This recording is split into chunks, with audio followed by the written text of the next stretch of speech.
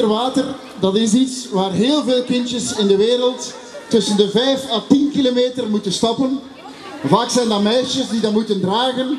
En terwijl dat jullie naar de school gaan met je boekentas, moeten zij met een zware emmer of een zware fles water gaan halen om het te kunnen wassen of om te kunnen naar het toilet gaan. En weet je wat het probleem is?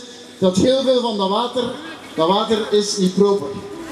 Elke dag zijn er 2000 kindjes die jonger zijn dan 5 jaar. En 2000, dat is dubbel zoveel als hoeveel er hier staan.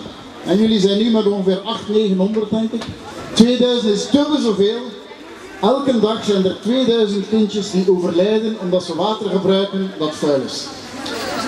En dat kunnen we niet aanvaarden. En dus daarom dat we iets doen zoals vandaag, de Wereldwaterdag, hier in Brakel.